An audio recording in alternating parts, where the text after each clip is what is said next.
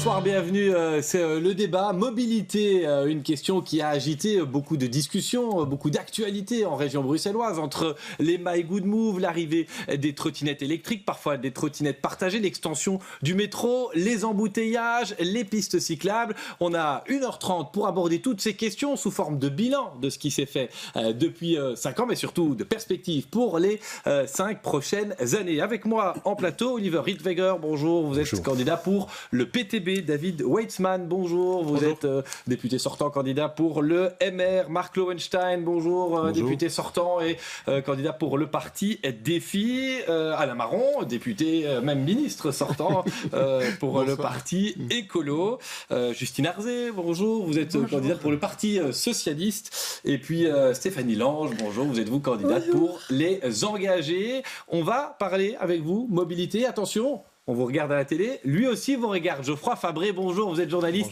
pour la RTBF Radio, Vivacité. La mobilité, on peut le dire, c'est un sujet qui nous a beaucoup occupé ces 5 dernières années. Ouais, stop ou encore, c'est un peu le thème ici. Stop ou encore pour le métro, stop ou encore pour la My Good Move. On en parlera beaucoup sans doute dans ce débat, j'y serai très attentif. Je reviens d'ici 1h20 pour pointer ce qui s'est dit, les points forts, les moments forts, les ententes et les gros clashs qu'on risque d'avoir. Parce que tous les partis autour de la table ne sont pas d'accord sur ces thèmes-là. Merci Geoffroy. On vous retrouve avec votre regard évidemment toujours très affûté sur ces dossiers. Mesdames, messieurs, le premier moment de parole, il est annoncé. Vous allez pendant 30 secondes détailler un point de votre programme qui vous différencie fondamentalement des autres. Oliver Rittweger, vous avez décroché le premier droit de parole dans le tirage au sort. Alors au PTB, une mesure que vous proposez et qui ne se trouve dans aucun autre programme en 30 secondes. Faire de Bruxelles la plus grande ville d'Europe avec les transports en commun gratuits. Ça marche très bien en France, ça marche très bien au Luxembourg. La fréquentation augmente, le nombre d'agressions diminue. Donc c'est vraiment ça, un vrai transport public gratuit, de grande qualité, sécurisé et aussi avec quand même une direction de la STIB qui respecte beaucoup plus les agents de la STIB. Et là c'est l'ancien délégué syndical qui parle. Vous avez respecté votre temps de parole. On verra si David Weitzman pour le MR fait aussi bien une mesure qui ne figure que dans votre programme. Je vais essayer de faire aussi bien. C'est plus qu'une mesure, en fait, c'est une méthode de gestion des compétences de mobilité avec véritablement cette volonté de mieux concerter, de travailler avec ordre et méthode, information et coordination. Et dans la concertation, il y a l'engagement que nous prenons de travailler quartier par quartier avec la volonté de toucher systématiquement 50% des Bruxellois. Et pour pouvoir avancer, il faut que 50% de ces Bruxellois soient évidemment d'accord avec notre projet. Alors on verra si les autres font aussi bien parce que vous êtes chaque fois en dessous de votre temps de parole. Marc Lowenstein pour le parti Défi, une mesure qui figure dans votre programme qui vous différencie des autres partis, que ce soit de la majorité ou de l'opposition. Alors d'abord, il y a un élément qui est intéressant, c'est que j'ai vu que la plupart de nos propositions se retrouvent dans l'un ou l'autre programme de parti et c'est encourageant pour les projets à venir, ça permettra de faire aboutir certaines choses. Alors un élément qui nous distingue des autres, c'est peut-être le contrôle et les sanctions en termes d'accessibilité pour les personnes en situation de handicap. On a dans tous nos programmes l'accessibilité qui est mise en avant. On a des plans, on a des lois qui prévoient l'accessibilité, l'inclusion, des quotas, etc. Sauf qu'il manque des échéances, des sanctions et du contrôle. Et donc pour nous, au-delà des bonnes intentions... On verra ça. Je suis désolé, je vous suis, mais vous aurez encore la parole dans plus d'une heure de débat qui nous attend. 4e, Alain Marron, une mesure pour les écologistes qui ne figure que dans votre programme. Moi, je vais citer le mot tabou, c'est Good Move, c'est mieux de Good Move. C'est plus de déplacements piétons, plus de confort quand on se déplace à pied partout, plus de confort pour se déplacer à vélo, plus de confort et de régularité pour se déplacer en transport en commun et d'abord via les réseaux de surface, même si le métro est important aussi. Pourquoi ? Pour offrir des choix et des alternatives et aussi les possibilités pour celles et ceux qui ont la possibilité d'abandonner la voiture, ce qui permet de faire de la place pour les autres. Allez, on est tout juste sous le chrono et on continue avec le Parti Socialiste. Justine Arzé, quelle mesure dans le programme du PS qu'on ne trouverait pas, que ce soit à gauche ou à droite de l'échiquier politique ? La colonne vertébrale de la stratégie de mobilité que nous défendons se situe autour du transport en commun.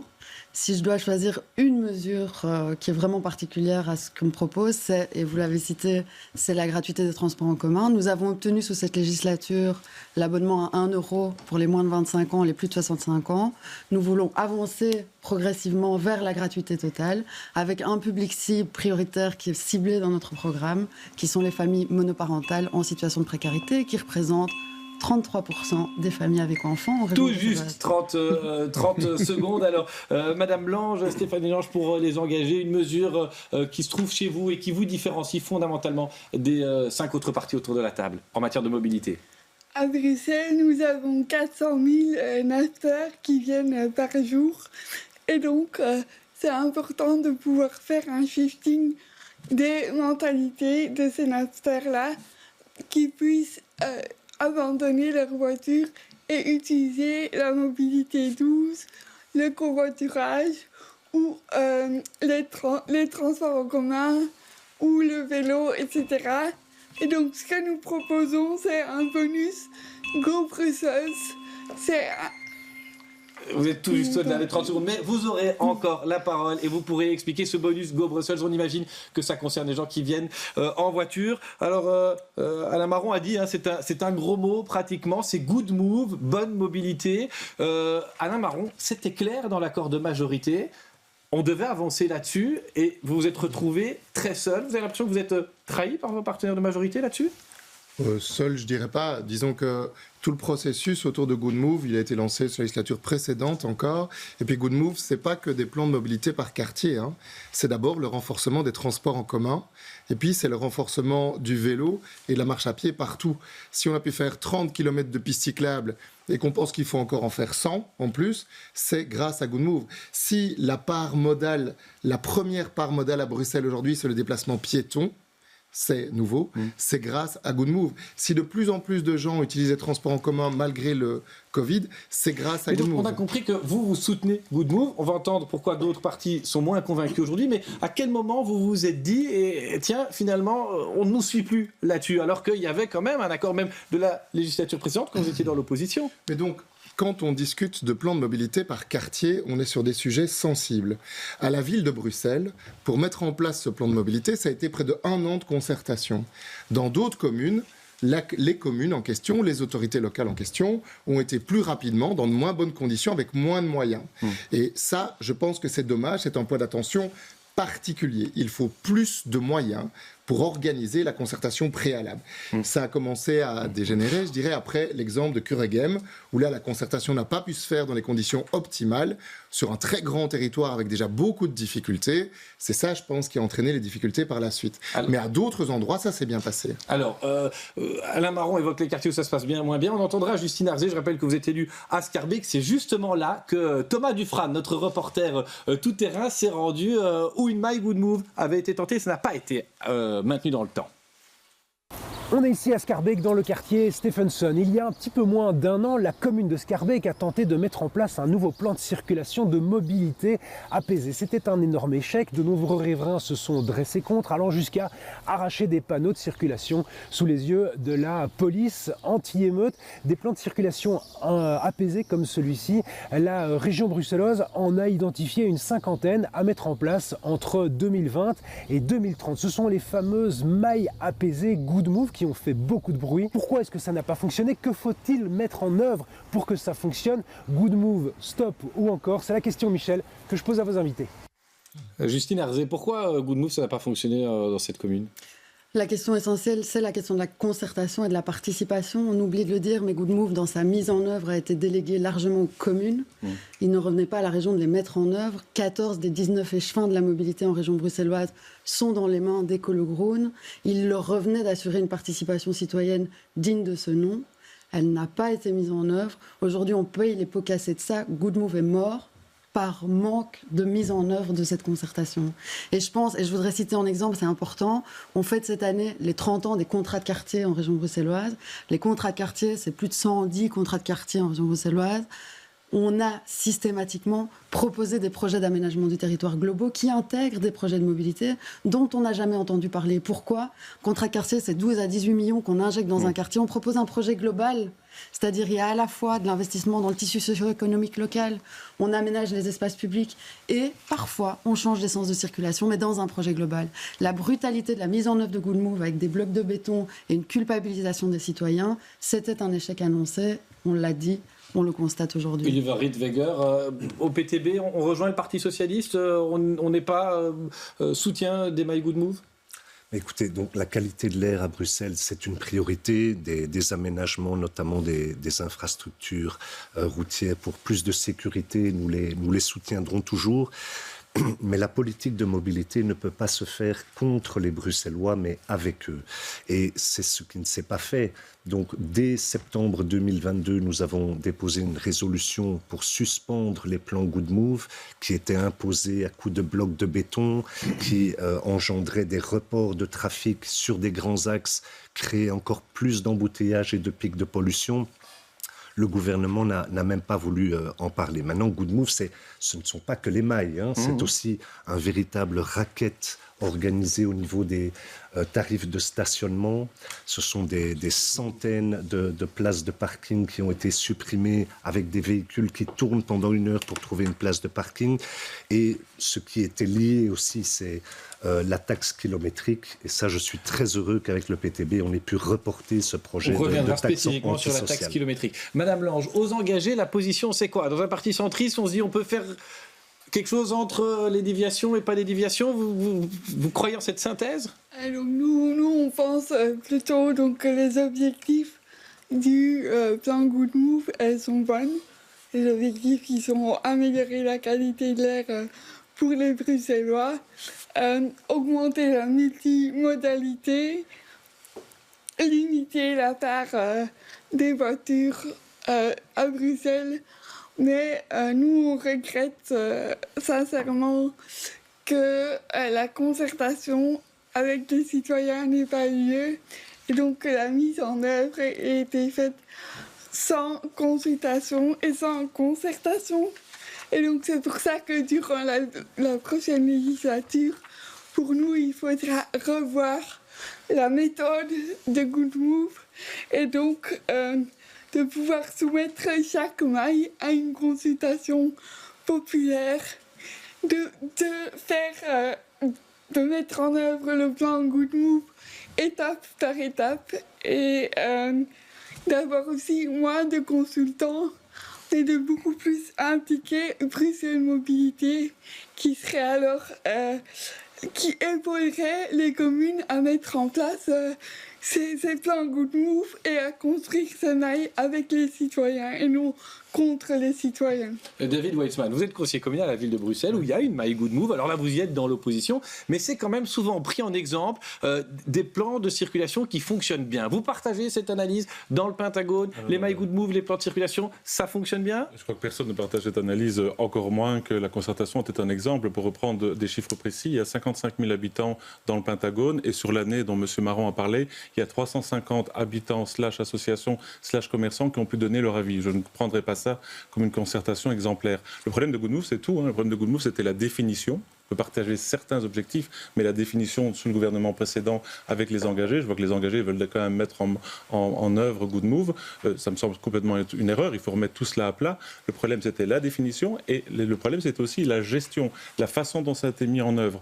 Et il faut reconnaître aujourd'hui, que ce soit dans le Pentagone ou ailleurs, tout est catastrophique. Les objectifs environnementaux n'ont pas été atteints, les objectifs en termes de diminution des embouteillages n'ont pas été atteints. Dans certains quartiers, je le reconnais bien volontiers, dans le Pentagone, il y a une diminution de la pression automobile, mais dans d'autres quartiers, il y a un report de la pression automobile. L'impact sur le commerce, sur la structure est gravissime. Il y a toute une série de commerces qui ont quitté. Et d'ailleurs, l'étude d'incidence de Good Move disait très clairement que si on n'accompagnait pas justement au changement, que ce soit les citoyens ou les entreprises, on allait tout droit vers le chaos. Et je crois que cette politique de mobilité, malheureusement, est une politique qui est chaotique parce qu'elle a voulu imposer par la force et elle a opposé tous les Bruxellois. Alors, pour vous, vraiment, en quelques quelques secondes, David Weitzman. Pour l'opposition MR, on fait quoi? On a entendu les engagés qui disent on devrait faire plus de consultations. On a entendu le Parti Socialiste qui dit on doit mettre des moyens d'accompagnement, si je comprends bien. On va entendre la réponse d'Écolo et Défi qui n'a pas encore eu la parole. Mais pour les 5 prochaines années, on fait sauter les My Good Move et le plan Good Move qui existent ou pas? Il faut travailler avec ordre et méthode. Ouais. D'abord, j'ai expliqué le type de concertation que nous le souhaitons. 50-50, j'y reviendrai. Donc 50% des gens qui, par quartier, dans des petits quartiers, doivent être concertés. Et parmi ces 50-là, 50% doivent être favorables.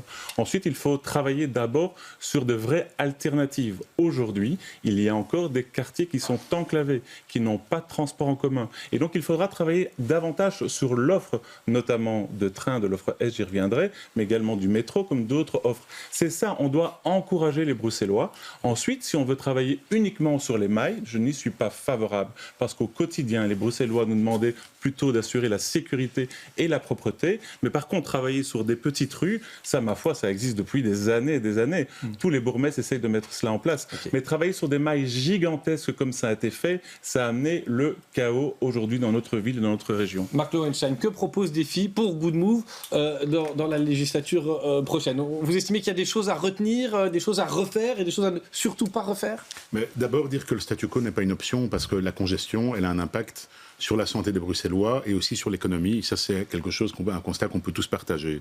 Deuxième élément, ce plan Good Move, on l'a déjà dit, mais c'est une 50aine de propositions. Réaménagement des voiries pour plus de confort pour les piétons et les PMR, amélioration de la sécurité routière, sont aussi des objectifs qu'on peut tous partager ici, y compris le MR, même s'il tape aujourd'hui sur Good Move. Alors ce qui pose problème et ce qui décrédibilise aujourd'hui totalement Good Move, c'est la méthode, c'est la mise en œuvre de certains pans de propositions. Je vais prendre 2 exemples. Le stationnement. Good Move prévoit la suppression de 65 000 places de stationnement, mais prévoit aussi la compensation via 20 000 places de stationnement hors voirie. Donc 65 000 en voirie, 20 000 stationnements supplémentaires hors voirie. Or, ce qu'on voit, c'est que quand il y a un réménagement qui se fait au niveau des voiries régionales ou dans certaines communes, principalement là où Ecolo Groen a la main sur la mobilité, on supprime des places de stationnement systématiquement sans tenir compte des spécificités locales. C'est un problème, il faut aussi pouvoir compenser, il faut tenir compte des réalités quotidiennes des riverains. Deuxième point, c'est la mise en œuvre des mailles. Alors, on a péché au niveau de la méthode, il y a un problème au niveau de l'objectivation, au niveau de la concertation, on en a parlé, mais c'est important que les riverains adhèrent aux projets qui sont proposés. Et donc, il faut venir avec des données objectivées et pas des données qui sont un peu manipulées en fonction des objectifs que l'on veut poursuivre. Et donc ça, c'est un problème. Oui, vraiment, vous avez l'impression qu'on a fait ça dans les communes, on a manipulé. En tout cas, j'ai vu dans la communication qui était faite par l'échevin de la mobilité à la ville de Bruxelles en début de semaine, qu'il a utilisé qu'il a repris une évaluation de la maille Pentagone sans tenir compte de certains éléments. Et on aurait par exemple aimé avoir les éléments économiques, les aspects économiques qui soient repris dans l'évaluation parce que c'était une demande, notamment de Défi, et c'est fondamental. Et donc pour nous, Défi qui est dans la majorité à la ville. Tout à fait. On est dans la majorité, mais on peut être critique parce qu'on est d'accord sur le principe, mais on n'est pas d'accord sur la méthode. Et c'est important, et j'en termine par là, de garantir à chacun de pouvoir prendre le mode de transport qu'il souhaite en toute liberté, en fonction de ses besoins et de ses contraintes. Alain Marron, je voudrais quand même vous entendre là-dessus parce qu'on a entendu plus de trafic, donc plus de pollution dans certains quartiers. On a parlé de données manipulées, d'une forme de violence. Vous reconnaissez qu'il faudra faire quelque chose autrement, qu'on appellera peut-être plus à Good Move sous la prochaine législature, ou bien on défend encore le projet tel quel? Évaluer et améliorer, on doit le faire dans toutes les politiques publiques, aussi celles de mobilité. En attendant, moi j'ai l'impression qu'ici autour de la table, il y a un peu du cache-sexe.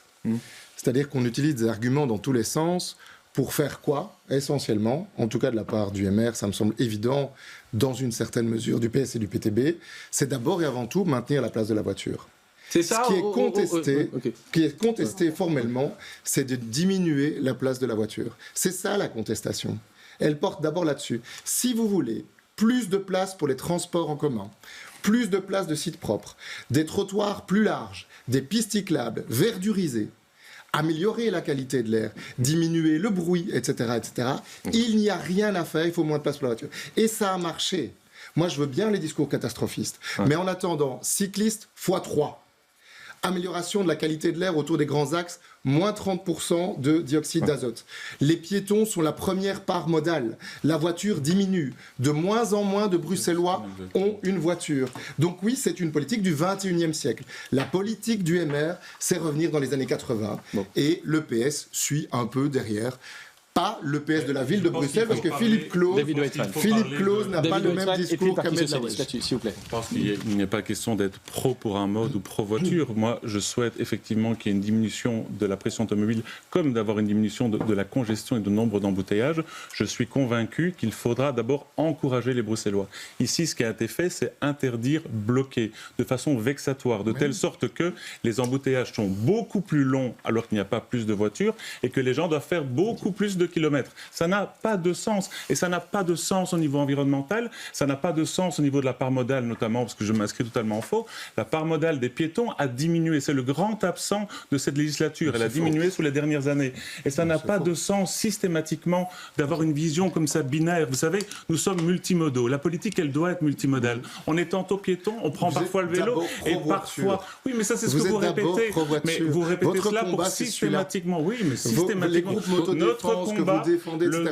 C'est d'abord pour être professionnel. de travailler avec. Quand vous parlez en même temps, c'est déduit de vos deux temps de parole. Et je voudrais entendre le PTB et puis le Parti socialiste, parce que je rappelle, hein, dans des communes, il y a eu des plans Good Move. Le PTB, notamment à Scarbeck, des candidats aux élections communales, avaient défendu l'idée de certaines déviations de trafic. Qu'est-ce qui a changé? C'est quoi? C'est le fait qu'à un moment donné, on a réalisé que c'était trop lourd pour les gens de faire sans leur voiture? Mais surtout, vous ne pouvez pas imposer des restrictions aux gens sans leur offrir des alternatives. Vous savez combien il y a eu de nouvelles lignes de tram? Mais si on attend que le métro soit construit ou même des lignes de tram, on en a pour pas mal d'années. Il fallait créer beaucoup plus de lignes de bus et de tram. Il y en a à peine une qui a été créée en 5 ans et vous voulez que les gens abandonnent la voiture. C'est pas possible. Il faut donner des alternatives. Donc, manque d'alternatives au PTB, au Parti socialiste. Qu'est-ce qu'on répond à votre voisin, j'allais dire de droite, mais à la table ce soir? Non, mais donc, la mobilité est devenue un enjeu de cohésion sociale autour de la mise en œuvre des mailles. À compter de ce moment-là, il est de la responsabilité des autorités politiques de prendre le temps de l'écoute, de la concertation. On peut dire, on a mis en œuvre, on se bouche les oreilles, on se cache les yeux, on attend que ça passe. Il se fait que là, on s'est retrouvé dans des situations, notamment à Scarbeck, et vous l'avez montré, où les gens se sont tapés dessus pour des questions de sens de circulation. Il y a là un message qui est envoyé, on est sur une cocotte minute et il était de notre responsabilité de le mettre de l'écouter. Je voudrais juste ajouter un truc, nous ne sommes pas dogmatiques pro-voiture, anti-voiture. Le sujet n'est absolument pas là. D'ailleurs, et je voudrais le dire parce que c'est un chiffre qu'on oublie souvent de dire, la transition est en marche à Bruxelles. Les Bruxellois ont diminué leur usage de la voiture de 10% en 10 ans. Parce que justement, il y a des endroits où on va moins facilement en voiture que les gens y renoncent. Non, ça je pense pas. Je pense qu'il y a une politique volontariste qui a été mise en œuvre et qu'on peut assumer tous ensemble, notamment sur le déploiement du réseau cyclable, notamment sur les investissements à la STIB. Et il faut continuer là-dessus. Cette transition-là, elle existe, elle est en marche. Il ne faut pas jeter le bébé avec l'eau du bain, mais soyons très clairs. Il y a eu un problème de brutalité dans la mise en œuvre de ces mesures. Je vais demander aux engagés et à des filles qui ne sont pas encore intervenus une deuxième fois vraiment là-dessus, dans le cadre de la prochaine législature, on garde le nom Good Move, on garde le plan ou on fait tabula rasa et on repart sur toute autre chose avec des critères obligatoires? Madame Lange et puis Monsieur Lowenstein là-dessus. Non, je ne pense pas qu'on doit tout recommencer à zéro, mais je pense qu'effectivement, on doit revoir, comme je l'ai dit, la méthode et donc remettre les communes et les maillages au centre avec la consultation des citoyens, des communes et des plus petits maillages aussi qu'auparavant, parce que le petit maillage, ça va permettre que les différents quartiers ne se sentent pas trop isolés par rapport aux autres quartiers. Marc Lowenstein, pour des filles, qu'est-ce qu'on fait si vous êtes autour de la table, quand on parlera mobilité, vous direz quoi? Alors, changer le nom de Good Move, c'est de la cosmétique. Il y a 50 propositions qui sont dans Good Move et elles ne sont pas toutes mauvaises. Et encore une fois, c'est la mise en œuvre qui pêche. Et donc, c'est important vraiment de changer la méthode, de changer la philosophie, de ne pas avoir une mobilité à sens unique pour certains électeurs et pas pour d'autres. Ça, c'est fondamental. De travailler au niveau de la cohésion sociale. Quand on veut des mailles apaisées, il faut aussi que les citoyens et les riverains soient aussi apaisés, qu'ils ne soient pas montés les uns contre les autres. Donc, c'est important, encore une fois, d'objectiver, de concerter et puis aussi d'évaluer et de ne pas avoir peur de changer si ce n'est pas concluant. J'ai vécu au niveau forestois, les mailles ne sont pas encore mises en place, mais un exemple bien parlant qui montre la manière dont on peut cristalliser finalement la population. C'est l'attitude parfois, notamment d'une échevine Groen à Forêt, qui disait dans le cadre de réunions de concertation, oui, mais pour aller chercher votre pain, vous n'avez pas besoin de prendre la voiture, ou pour aller chercher vos courses, prenez un vélo cargo plutôt qu'une voiture, à déposer vos enfants à l'école, la même chose. Chacun doit pouvoir utiliser le mode de transport dont il a besoin en fonction de ses besoins et ses contraintes. Et ça doit être admis par tous les responsables politiques. C'est essentiel si on veut assurer le succès de plans futurs de mobilité pour l'avenir. David Whiteman, il y a encore quelque chose à ajouter sur Good Move et puis on entendra le PTB qui est déjà en retard de temps de parole. Non, dire que la conclusion, en fait, c'est que tout le monde reconnaît que c'est l'échec de cette majorité PS Écolo Défi qui s'est planté dans la mise en œuvre de ce Good Move, mais il faut aller beaucoup plus loin. Il y avait une vraie volonté, notamment de la part d'écolos, de bloquer à un moment donné la ville. Lorsqu'on parlait tout à l'heure du Pentagone, on fait clairement la My Good Move. La My Good Move qui a pour but de renvoyer vers la petite ceinture et qu'on s'organise pour en même temps, au moment où on renvoie vers la petite ceinture, faire des travaux sur 2 tunnels et créer le chaos pendant des mois et des mois. Je l'ai expliqué, démontré.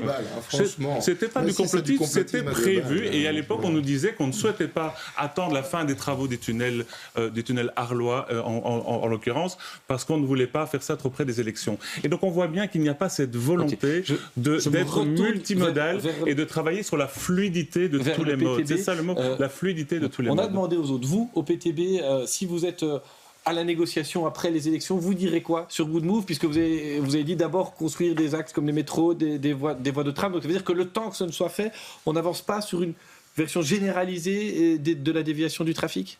Mais certainement pas comme elle est mise en œuvre. Les résultats ne sont pas bons. En termes d'embouteillage, ce n'est pas bon.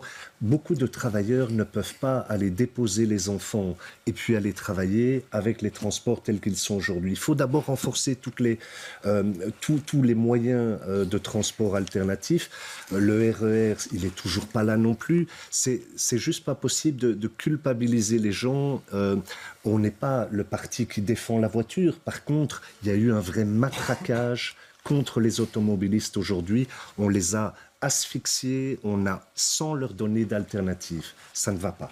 Alors, on l'a dit, on l'a vu, Good Move, ce sont des aménagements, ce sont parfois des travaux. Il y en a eu beaucoup, des chantiers en région bruxelloise ces 5 dernières années. Moi, j'en épingle certains, et notamment le chantier de l'A12, gros axe qui permet de rentrer dans Bruxelles. A12, le chiffre est précédé de la lettre, le nom précédé de la lettre, mais c'est devenu l'A12. Et donc, l'idée est d'adoucir cette entrée dans Bruxelles. Ça inquiète certains, notamment la communauté portuaire. Madame Lange, aux engagés, on a entendu cet appel, on estime que ça vaut quand même la peine pour les habitants, pour les riverains, de retravailler des axes pénétrants comme l'A12 ? Donc encore une fois, la qualité de vie et la qualité de l'air des Bruxellois et des Bruxelloises est extrêmement important pour nous. Également, la mobilité douce, c'est vraiment des nécessités pour Bruxelles. Cependant, on remarque effectivement que le port de Bruxelles constitue un pôle économique important et nous pensons qu'il faut un accès quand même, qu'il faut garder un accès pour les grands camions jusqu'à ce pôle portuaire pour qu'on puisse garder cet accès facilité et donc il faut garder cela tout en veillant naturellement à éviter un maximum de nuisances sonores et pollution de l'air. Au Parti Socialiste, qu'est-ce qu'on dit de ce chantier spécifiquement, cette entrée finalement depuis le nord vers le centre de Bruxelles? On est parti sur la bonne voie avec le projet actuel ou il y a moyen, comme pour Good Move finalement, de revoir les plans? Alors, il y a 2 choses. Je pense qu'il est totalement anormal qu'un acteur comme la communauté portuaire n'ait pas été associé beaucoup plus en amont de l'élaboration d'un projet comme celui-là. La communauté portuaire, en fait, c'est une association qui défend l'ensemble des opérateurs du canal. Cette pénétrante dans Bruxelles est essentielle au fonctionnement économique de l'ensemble de ces acteurs. Donc ça, c'est la première chose. Il devait y avoir une concertation. La deuxième chose, et je pense que c'est un sujet aussi assez récurrent à Bruxelles, c'est la coordination des chantiers. Au moment où s'engage le projet sur la A12, Le Lambermont est en chantier, le Van Praat est en chantier, le Ring se met en chantier, le pont Bouddha se prend une péniche. Enfin, et ça, ça fait partie des éléments donc on ne peut pas maîtriser, mais ça n'empêche que le contexte fait que la pression automobile, au moment où on touche à une pénétrante essentielle pour la fonction économique de ce coin-là de Bruxelles, est un problème. Et donc, on pourrait faire quoi sous la prochaine législature? Reporter le chantier? Il y a des architectes, il y a des ingénieurs, des ouvriers qui doivent travailler aussi. Non, alors reporter le chantier, donc à compter du moment où c'est commencé. Je pense que la communauté portuaire, dans sa négociation, notamment avec la ministre de la Mobilité, a demandé une série de petites modifications qui, à mon sens, ne sont pas hyper difficile à rencontrer. Et là, on était en soutien de la communauté portuaire sur ces questions-là. Au PTB, qu'est-ce qu'on dit? Après, on ira vers les autres parties, mais j'essaye de modifier aussi les ordres de prise de parole. Écoutez, on déplore quand même la gestion chaotique de ce chantier, comme d'autres. Il faut demander aux habitants... La faute de à qui? À la ministre ou à l'administration? Mais écoutez, on a, comme pour le carrefour Léonard, on a un très bel exemple de l'absurdité de la régionalisation de la mobilité. On a 4 codes de la route, 4 ministres de la mobilité, et c'est le chaos partout. Les travailleurs des 3 régions du pays sont dans les embouteillages.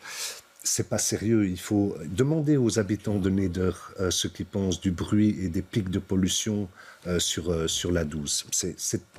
C'est vraiment de la mauvaise gestion et on n'améliore pas non plus la mobilité comme ça. Hein.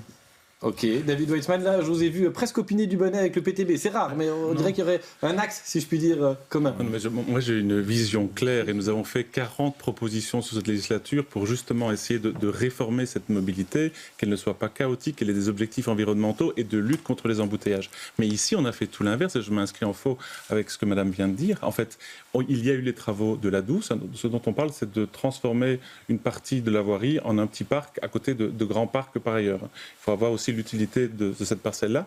En même temps, il y a le parc Jardin du Roi, mais il n'est pas accessible. En même temps, nous avons plein de parcs tout autour, et n'hésitez pas à aller en parler avec les Mbécois et les gens de la Laken et de Mutsart. En même temps, il y avait les travaux sur le tram 10.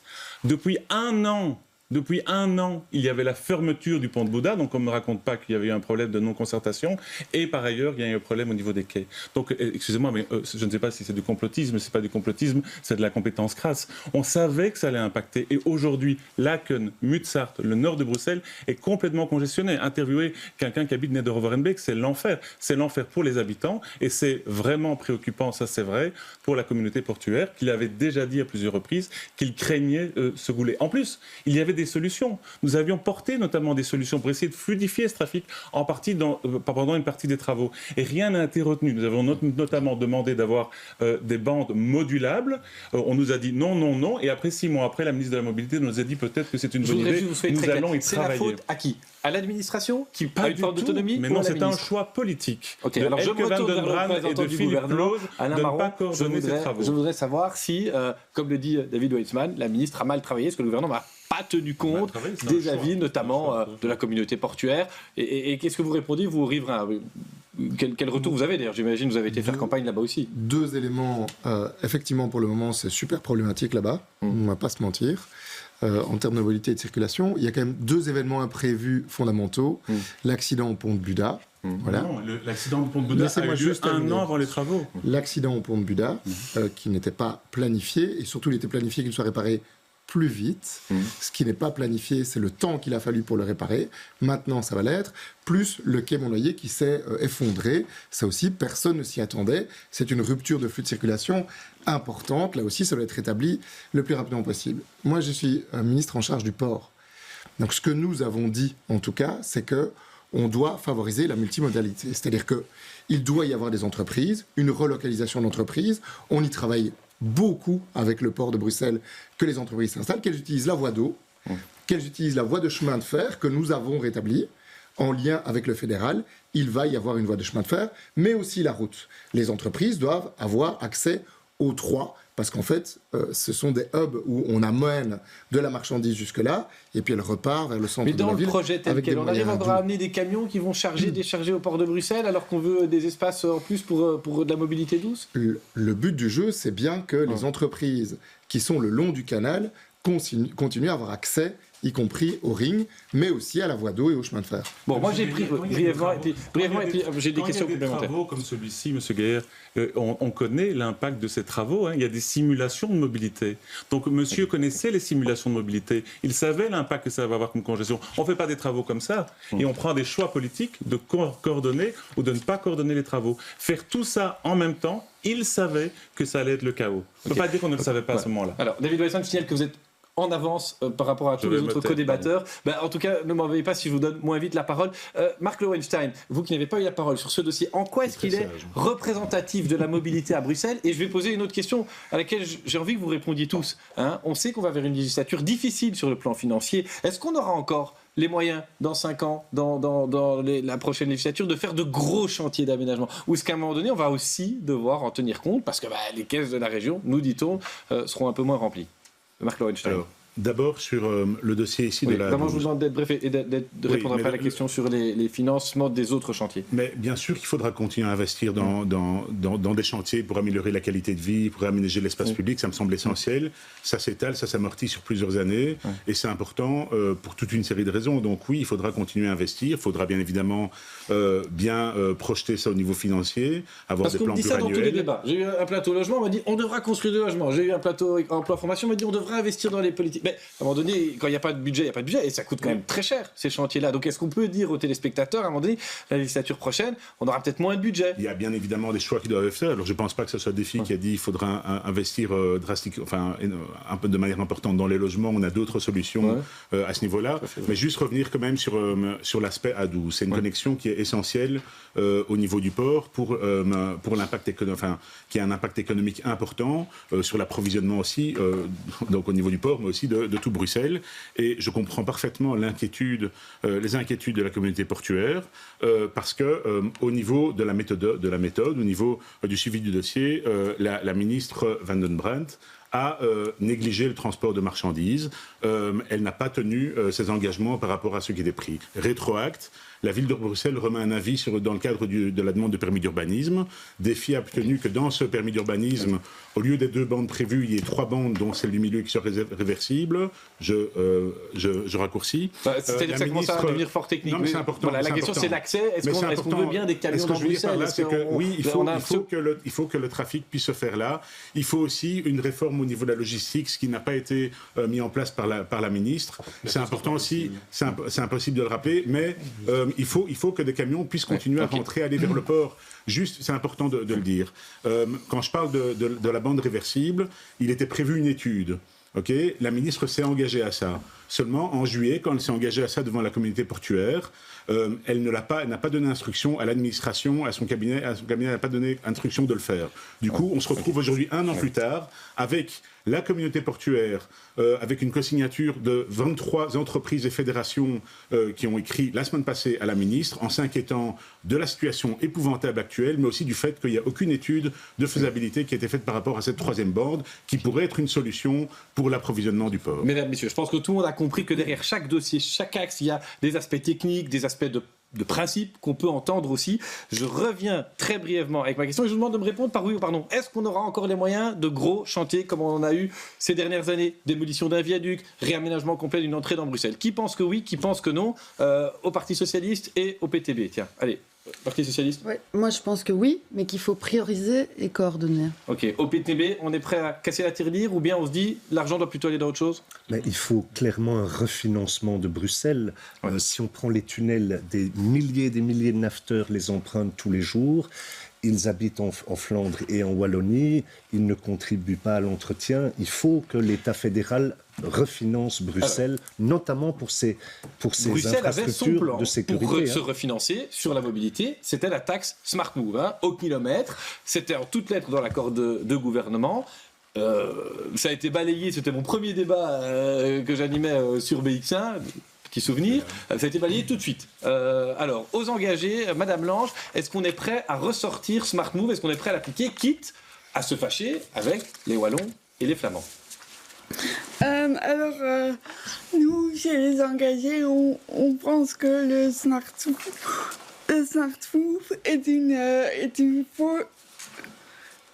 fausse bonne idée pour refinancer la région. Parce que ça répond...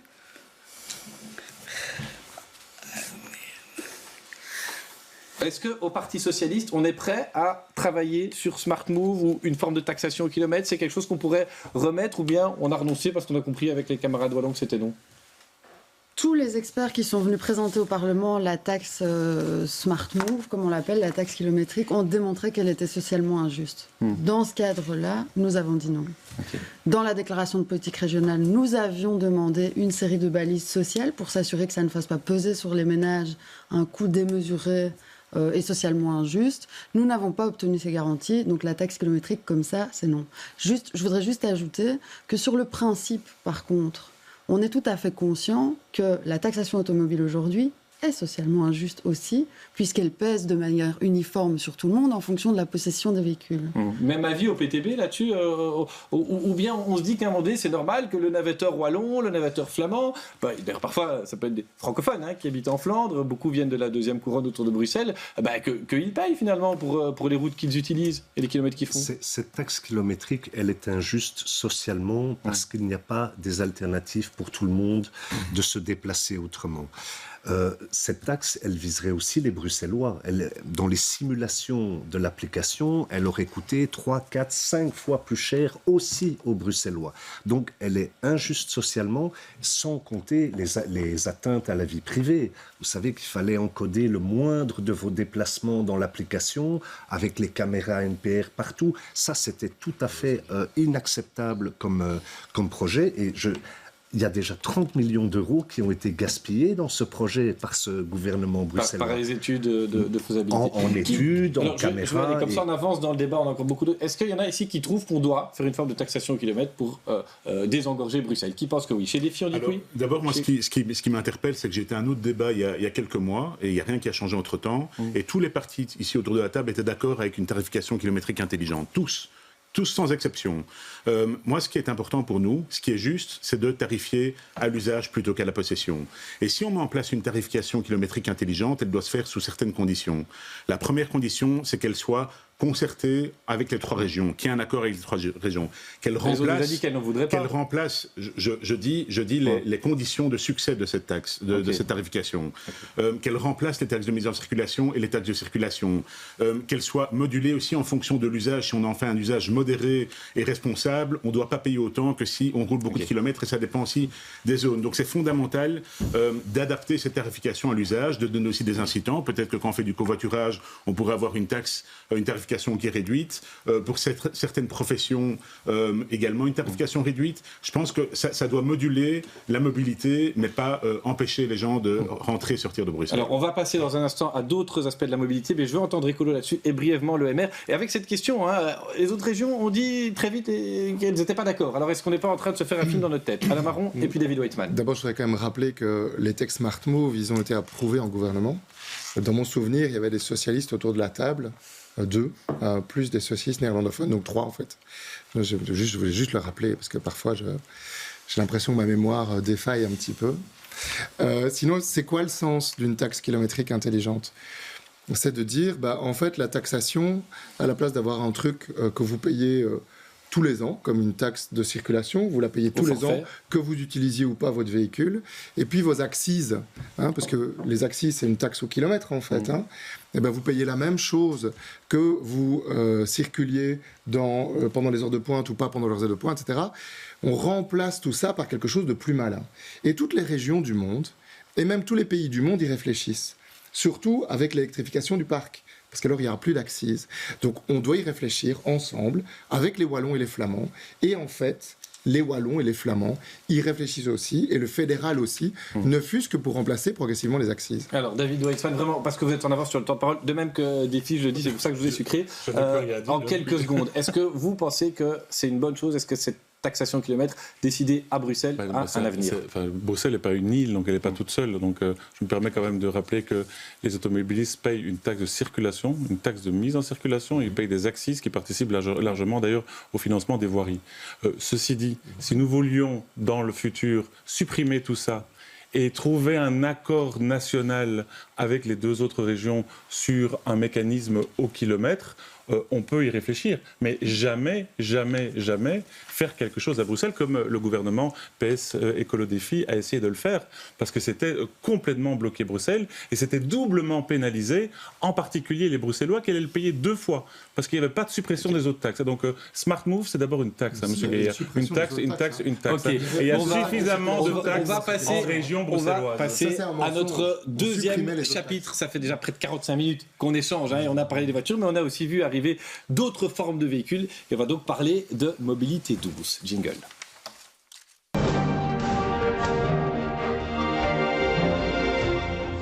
Parce qu'on avance, on échange, il y a des idées, il y a des points d'accord, des points de désaccord, et c'est très bien, c'est le sens d'un débat dans une campagne électorale. Je voudrais commencer avec les véhicules partagés, les trottinettes électriques. Il y a eu différentes initiatives, on a essayé de réglementer, il y a des recours. Qu'est-ce qu'on dit de ça au Parti socialiste? On pense qu'on peut aller plus loin dans l'accueil de véhicules partagés, dans l'encadrement de la flotte de trottinettes électriques. Et est-ce que finalement vous voyez ça d'un bon œil, ou comme certains médecins qu'on a eu sur BX1, vous dites attention, parce que c'est quand même beaucoup d'accidents, beaucoup de traumas qu'on va arriver dans nos urgences? Notre position de départ, c'est de dire que la trottinette a trouvé son public. La majorité des déplacements en région bruxelloise sont de moins de 5 km. Une grande partie de ces déplacements se fait à pied aussi. Et donc la trottinette remplit sa fonction dans l'ensemble du schéma de mobilité qu'on propose. Après, il y a 2 enjeux.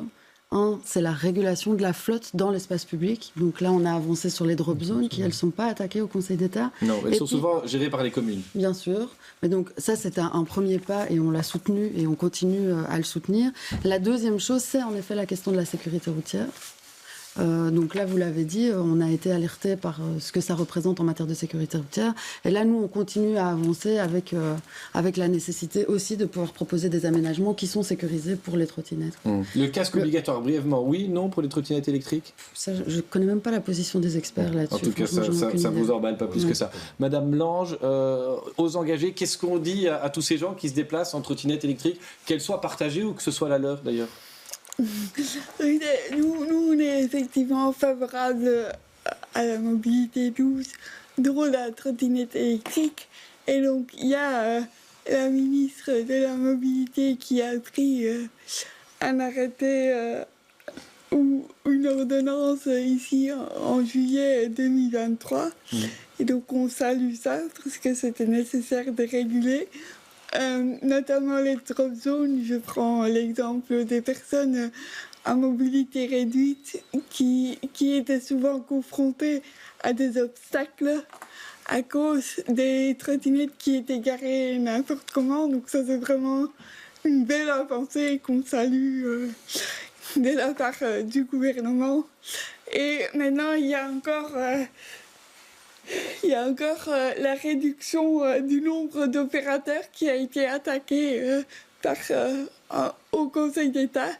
Et donc, pour ça, je pense qu'il faudra encore mettre en œuvre quand même effectivement le décret.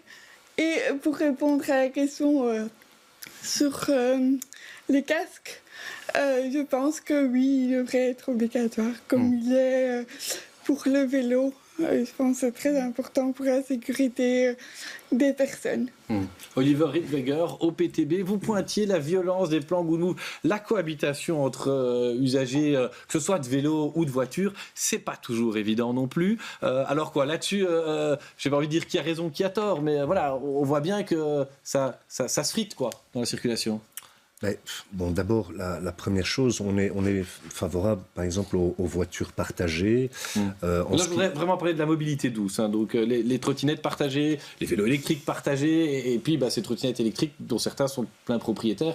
Voilà. Alors, pour les trottinettes et les vélos, on y est favorable, mais on aurait préféré que ce soit un vrai service public et pas une multitude de sociétés comme ça, où on en retrouve absolument partout.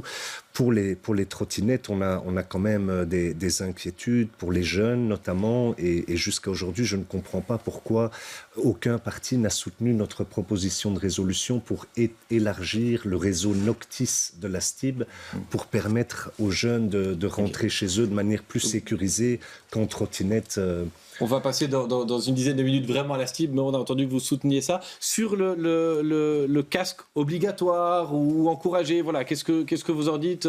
Est-ce que vous êtes inquiet quand vous voyez tous ces gens, jeunes ou moins jeunes d'ailleurs, qui se déplacent en trottinette Oui, moi ça m'inquiète. Vous savez, j'ai été chauffeur de bus pendant 18 ans et les trottinettes, elles sortent de nulle part, on les voit pas avec les angles morts, donc il y a beaucoup d'accidents et il y en a beaucoup plus qui sont encore évités tous les jours.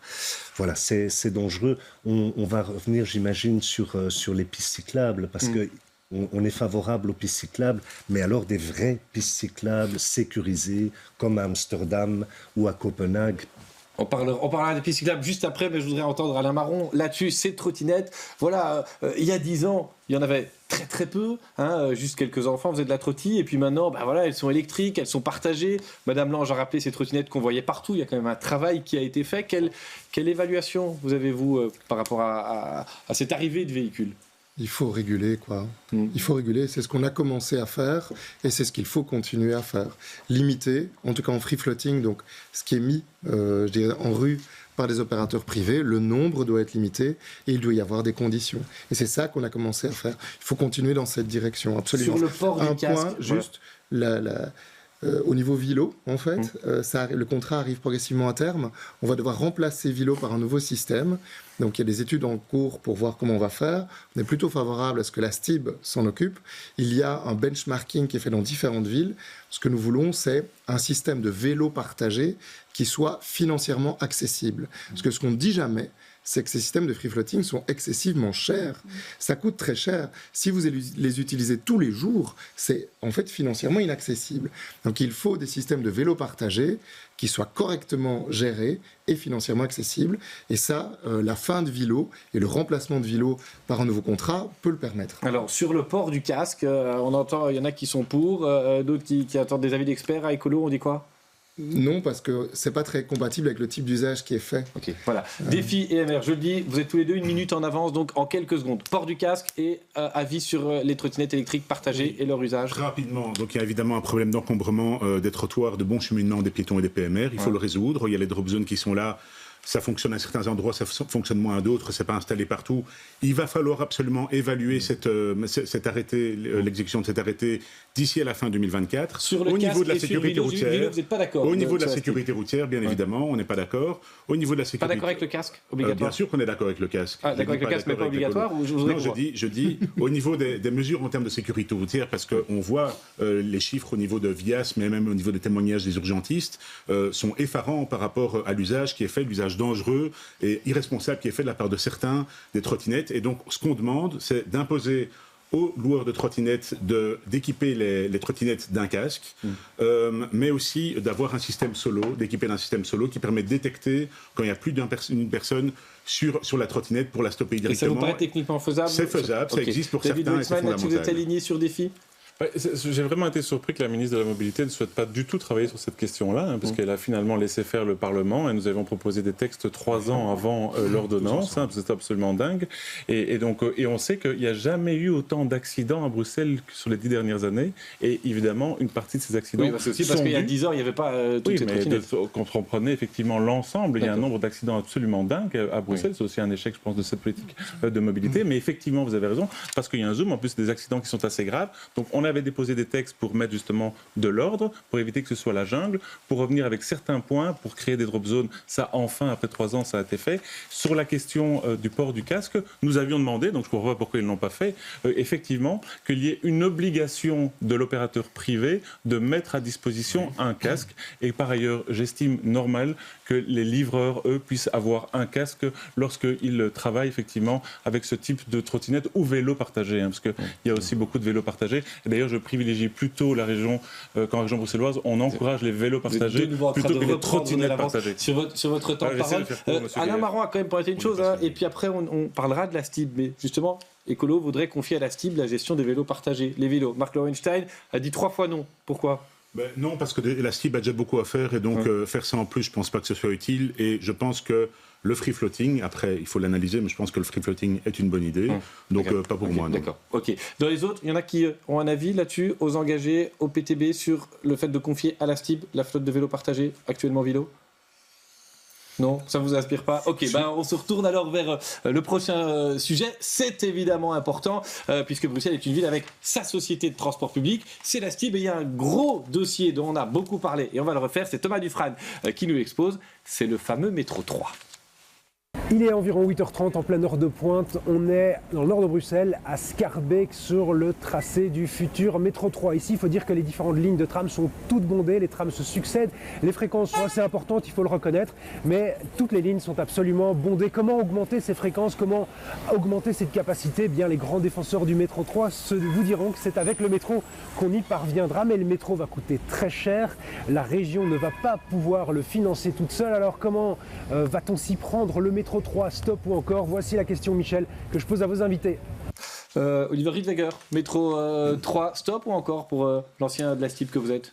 Alors, on est favorable à des investissements massifs dans les transports en commun, mais le projet métro 3 tel qu'il est conçu ici, avec un coût qui passe de 1 à plus de 4 milliards d'euros, avec un consortium qui demande des surcoûts démentiels sans les justifier, dans l'opacité la plus complète. Non, la confiance, elle est rompue. Donc, on est favorable à des extensions du métro à terme, mais via une société publique comme à Paris, et certainement pas avec, comme je l'entends de plus en plus chez les autres partis, des partenariats publics-privés qui sont des gouffres financiers et la porte ouverte à la privatisation. Au Parti socialiste, on a dit souvent qu'on était favorable au métro. Vous entendez ce que dit le PTB sur l'explosion des coûts? Bien sûr qu'on l'entend, tout le monde l'entend, c'est un fait. Mais ça reste soutenable selon vous? Ça reste soutenable selon nous, très clairement. Je pense qu'il faut revenir sur le débat de mobilité. Le débat public s'est totalement perdu dans la question budgétaire et on en oublie à quel point le projet de métro est un projet structurant pour la mobilité à Bruxelles et essentiel, qu'il est complémentaire à l'offre de bus, de tram et de train, et que ce n'est pas l'un ou l'autre. Et surtout que c'est un investissement qui doit s'envisager sur 120 ans, dont l'amortissement doit s'envisager sur 120 ans. Et voilà. Alors, on va entendre Alain Marron là-dessus, mais je voudrais entendre les engagés aussi sur le métro 3. On peut y aller, on a encore les moyens sur 10, 15, 20, 30, 50, 100, 120 ans d'investir, ou bien on se dit non, ça va trop loin? Si nous, chez les engagés, on est favorable à la construction et à la continuation des travaux du métro 3. Effectivement, on a vu que le coût a explosé, mais pour nous, ça reste une mobilité importante et ça permet d'aller beaucoup plus vite d'un endroit à un autre. Et donc, comme capitale européenne aussi et comme capitale des institutions, de certaines institutions internationales, ça nous semble essentiel d'investir dans le métro pour une perspective à long terme. Alain Marron, à Écolo, on n'est plus du tout convaincu. On a l'impression que chaque jour qui passe, on veut moins de ce métro. Alors c'est quoi? C'est le principe du métro? C'est le coût de ce métro? C'est l'idée qu'avec ça, on pourrait faire autre chose en surface? Ce qui est effrayant, effectivement, c'est maintenant le coût, parce qu'on est à plus de 4,5 milliards, certains disent même 4,8 milliards d'euros. Bon, la nouvelle ligne de tram, le tram 10 qui est en train d'être achevé, c'est 70 millions. Donc ça veut dire que même en étant modéré, je dirais que pour le même prix, vous construisez 50 nouvelles lignes de tram en site propre, avec des réaménagements de porte à porte. Donc en plus, vous refaites tout l'espace public, les trottoirs, les places, etc., etc. 50 lignes de tram. Tout ça pour trouver une solution pour Schaerbeek et Evere. Attention, il faut des solutions pour Schaerbeek et Evere. La solution à la situation actuelle avec le tram 55 n'est pas satisfaisante. Simplement, à ce prix-là, très franchement, c'est déraisonnable. On est prêt à cette dépense au mouvement réformateur. Je rappelle que vous êtes en avance sur le temps de parole et il y aura plusieurs échanges là-dessus. Mais regardez les annales parlementaires, les écolos ont toujours été contre toutes les extensions de métro dans l'histoire de la région bruxelloise, toujours argumentant du fait qu'il y a des problèmes financiers. Moi, je dis qu'il n'y a que des solutions. On a besoin de transports structurants, 2 types de transports. Le train d'abord. Le MR, sous l'égide de Charles Michel, a lancé l'offre S. Il fallait que la région bruxelloise rénove les gares et fasse un bon marketing autour de ça. Et ensuite, non, rénover les gares, c'est de la compétence régionale. Et il fallait travailler là-dessus et à travailler sur un meilleur marketing de cette offre S. Sur l'explosion des coûts du métro, sur ce chantier qui dure. Et à côté de cela, il faut travailler effectivement sur du structurant du métro. On en a besoin et il y a des solutions. Par de partenariats public-privé, par un amortissement, comme ça a été dit, de l'endettement sur les prochaines années. Effectivement, si on capte les 4 milliards sur 5 ans, c'est autre chose que de pouvoir l'amortir en 30 ou 40 ans. Et donc nous avons un modèle qui d'ailleurs est assez similaire, qui est le modèle de Paris, un modèle de Madrid. Ici, on a construit 100 km de métro en 10 ans. Et j'interroge Marc Lowenstein. Chez Defi, l'idée des partenariats publics-privés, oui, non? Est-ce que c'est une solution ou est-ce que vous êtes dans les inquiets, effrayés par le coup? C'est pas exclu. Le financement du métro, d'abord, c'est un amortissement sur 100 ans. Il faut aussi s'en rendre compte. On n'est pas juste un investissement sur une très courte période. C'est important de le rappeler parce qu'on voit des chiffres importants et donc c'est important de préciser ça. Alors, un élément aussi, d'abord un financement également par le fédéral et par l'Europe, ça me semble évident. Bruxelles est leur capitale et c'est pas aussi un bruxellois. On pourrait étendre le métro jusqu'à l'aéroport et comme ça le fédéral le financerait. Même sans l'étendre vers l'aéroport, on devrait demander un financement de la part du fédéral et de l'Europe. Bruxelles en est la capitale, elle doit avoir un métro digne de ce nom. Ça, c'est fondamental. Autre point, c'est important de voir un maillage complet, mais on ne peut pas comparer le métro au tram ou au bus en termes de performance et de capacité, donc ça a nécessité le métro. Pourquoi on ne peut pas le comparer, juste pour comprendre? Pourquoi on ne peut pas comparer le métro au tram? Parce qu'un métro, la vitesse commerciale du métro est bien plus performante qu'un tram ou qu'un bus, que la capacité d'un métro permet de véhiculer beaucoup plus de voyageurs qu'un tram ou qu'un bus. Donc c'est normal que les investissements soient plus importants. Je voudrais entendre des réponses d'Alain Marron à ça. La vitesse commerciale du métro et le partenariat public-privé. Est-ce que c'est quelque chose vous savez, auquel vous pouvez répondre? Moi, je prends le métro. Heureusement qu'il y a un métro à Bruxelles. Donc, je ne suis pas contre les avantages du métro. Donc, il n'y a pas de problème. On prend le métro, on utilise le métro, comme tout le monde. Simplement, il n'y a pas d'argent magique. Moi, j'ai l'impression qu'ici, les gens disent, quand vous construisez une maison, vous dites, c'est très bien, je la construis pour 100 ans. Et c'est vrai. Mais vous ne la payez pas sur 100 ans, monsieur Guerre. Non, vous ne la payez pas sur 100 ans. Vous allez devoir la 20 ou 30 ans. Mais même, ça coûte très cher. Et plus vous rallongez, voilà. Et un partenariat public-privé, c'est la même chose. C'est de la dette cachée. L'opérateur privé, il va quand même faire payer quelqu'un. Il va faire payer qui? Soit il fait payer le maître d'œuvre, c'est-à-dire le pouvoir public, soit il fait payer les utilisateurs par des taxes supplémentaires pour utiliser le métro en question pour se rémunérer. C'est ça un partenariat public-privé. Il n'y a pas d'argent magique. Et donc, pour le moment, je constate qu'il n'y a pas de modèle budgétaire ou de montage budgétaire de manière très claire. Qui tienne si vous êtes à la table des négociations au prochain gouvernement, vous exigerez un stop métro, oui ou non? On exige un stop métro tant qu'il n'y a pas un modèle budgétaire qui tienne. Or, pour le moment, il n'y a aucun modèle budgétaire qui tienne. Et surtout, pas contre les investissements, les autres investissements, parce qu'on doit continuer à avoir plus de bus et plus de trams pour tous les autres quartiers. Il y a 19 communes, pas seulement Scarbeck et Vert, Justine, même s'il y a des problèmes à Scarbeck et le Vert. partenariat public-privé, on est prêt à le soutenir côté socialiste ou on s'aligne avec le PTB qui se méfie d'un surcoût pour l'utilisateur? Sur cette question-là, je rejoindrai ce qu'a dit Alain Marron sur la question de la mise en œuvre d'un partenariat public-privé. C'est jamais favorable en fait aux usagers, donc ça c'est une vraie question. Et nous pensons que pour le financement du métro, prioritairement on demandera un refinancement fédéral. Le Belliris reste une poche d'investissement possible, et puis c'est la manière dont on va pouvoir assumer les pics d'investissement, mais comme on le disait, qui ne doivent pas être assumés sur une seule année. Je voudrais juste dire, c'est un chiffre important qu'on oublie souvent de dire, le plan pluriannuel d'investissement de la STIP qui court jusqu'à 2030, c'est 9 milliards d'euros. Le coût du métro sur ce plan d'investissement, c'est 27% seulement. Oui, c'est parce que c'est le plan tram. Non, mais donc, il ne sera pas fini en 2030. Ne pas faire le métro ne réglerait pas la question du financement des investissements nécessaires à la STIB. Donc c'est un argument qui est en partie fallacieux. Brièvement sur le métro David Weitzman, vraiment en quelques secondes, parce que j'ai vu que vous vouliez répondre à la question des partenariats publics-privés. Vous y croyez? Pas que j'y crois, c'est que c'est une solution parmi beaucoup d'autres. À Madrid, on a fait 100 km de métro en 10 ans. Le modèle de Paris est assez intéressant. C'est une forme de partenariat public-privé parce que c'est une émission d'obligation au grand public.